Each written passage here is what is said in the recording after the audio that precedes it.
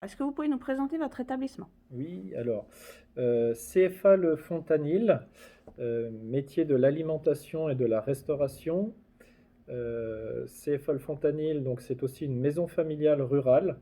Nous avons en effectif 480 apprentis cette année. Dans les métiers que l'on propose, donc dans l'alimentation, nous avons la boucherie, la charcuterie traiteur, la pâtisserie, la boulangerie. Et dans les métiers de la restauration, nous avons la cuisine et le restaurant. Chaque filière a dans son cursus le CAP en 2 ans en apprentissage, la mention complémentaire en 1 an en apprentissage et le brevet professionnel ou le BTM en 2 ans en apprentissage.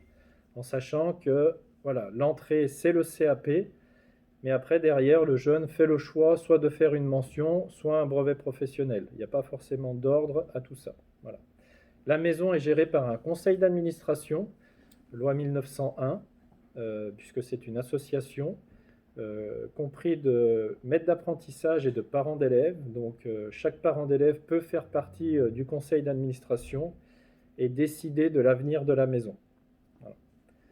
Quel est le rythme à peu près entre les cours et les temps d'apprentissage? Donc, le rythme au CFA, donc c'est une semaine au centre de formation, 2 à 3 semaines en entreprise, suivant les vacances scolaires. Globalement, sur une année, le jeune vient 12 à 13 semaines chez nous. Le reste du temps, il est en entreprise. Est-ce que vous avez l'habitude de rencontrer des élèves à besoins particuliers? Effectivement, assez régulièrement, nous avons des élèves à besoins particuliers. Alors, sur de la dyslexie, dyscalculie, là, nous avons pendant les cours mes confrères qui essayent d'associer au mieux le travail par rapport au profil des jeunes. Donc, il y aura plusieurs rythmes de travail. Il est possible aussi de disposer la classe de manière à ce que les personnes qui ont le plus de difficultés soient devant. Voilà. Et les outils sont mis en place pour les accueillir le mieux possible.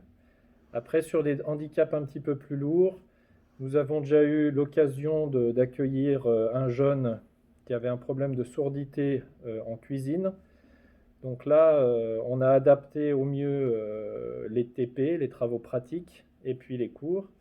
Après, la difficulté, enfin, c'est pas une difficulté, ce qu'il faut prendre en compte, c'est trouver l'entreprise qui va intégrer le jeune le mieux possible dans son établissement et surtout perdurer dans le temps, dans le sens où il faudra l'accompagner tout au long de sa formation pendant 2 ans.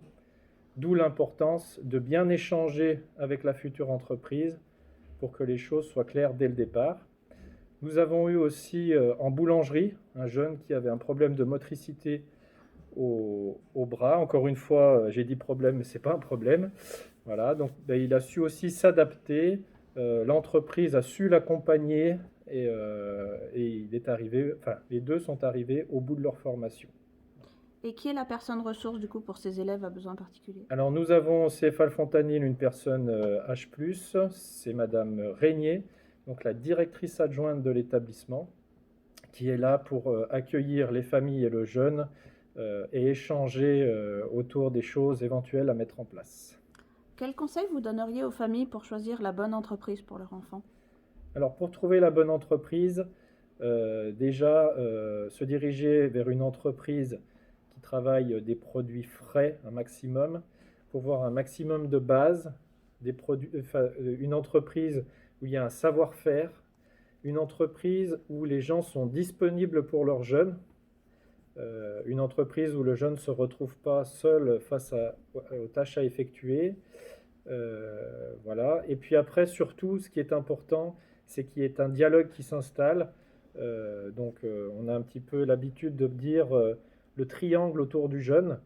Donc, la maison familiale, la famille, le maître d'apprentissage pour le projet du jeune. Donc, voilà. En communiquant de cette manière, on ne peut qu'arriver à de bonnes choses. Si vous aviez un seul conseil à donner aux familles d'élèves qui sont actuellement en Ulysse, qu'est-ce que ce serait? Ça serait déjà dans un premier temps de bien prendre en compte le handicap de leur enfant, parce que derrière le monde de l'entreprise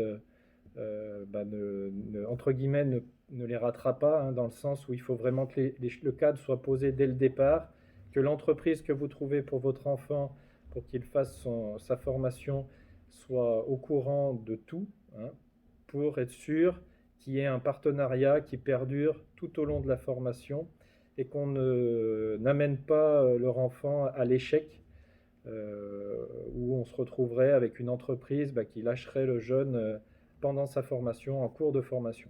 Même si il y a toujours des possibilités, hein, on peut retrouver une entreprise pendant son apprentissage, il y a des choses qui sont faisables, mais on se retrouve dans une situation incertaine et le jeune en pâtit aussi, hein, dans le sens où quand ça va pas, quand ça roule pas, ça peut être une grosse difficulté pour le jeune. Voilà. Après, je dirais que rien n'est infaisable. Simplement, il y aura certaines limites dans le sens où on est quand même sur des métiers manuels, des métiers physiques, des métiers où il y a beaucoup d'heures de travail. Donc voilà, on peut adapter beaucoup de choses, mais suivant les particularités, malheureusement, la réalité du métier nous rattrapera. Voilà. Et puis au-delà d'une formation, il faut penser que derrière, c'est toute une carrière, hein, qu'il faudra assumer. Donc voilà, il faut que chacun prenne ses responsabilités, je dirais, pour que le jeune soit dans les meilleures conditions possibles. Quand vous parlez de réalité du métier, quelles spécificités, par exemple, sont importantes pour choisir le métier? Au niveau de nos métiers, la réalité du métier est que sur, par exemple, les métiers de la restauration, c'est des métiers à plusieurs vitesses, hein, dans le sens où on a un temps de mise en place le matin sur la production que l'on peut faire, où là le rythme est plutôt classique, hein, c'est au rythme de chacun, je dirais, même s'il y a un impératif à tenir. Par contre, ensuite, on arrive sur le moment du service, où là, on a en face des clients qui, eux, veulent manger le plus vite possible, hein. On connaît bien comment fonctionne la société, et plus on avance, et plus ça va dans ce sens. Donc derrière, voilà, certains jeunes peuvent rencontrer des difficultés sur la rapidité d'exécution, l'assimilation d'informations et la reproduction de gestes plutôt rapides.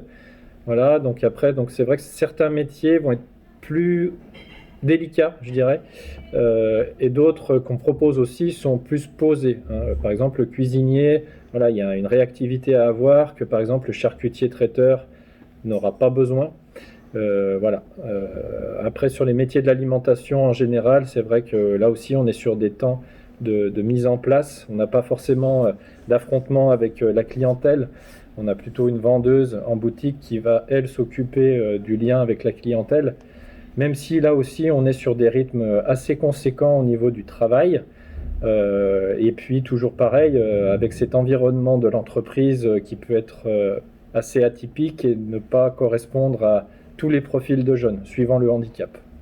Est-ce que vous pouvez nous parler des spécificités des MFR? Alors, les spécificités des MFR, donc c'est une approche assez différente de ce que l'on peut rencontrer dans l'éducation nationale. Donc les MFR, donc c'est familial, hein, à la base, comme son nom l'indique, maison familiale rurale.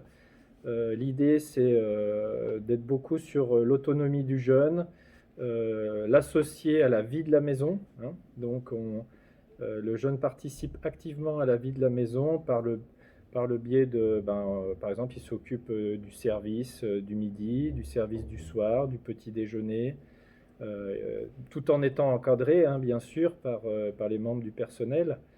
Il y a des temps aussi de journée cohésion, il y a des temps on va faire des randonnées pour mieux connaître le groupe, voilà. Ensuite, il y a des plans d'études. On essaye de mettre en place une transversalité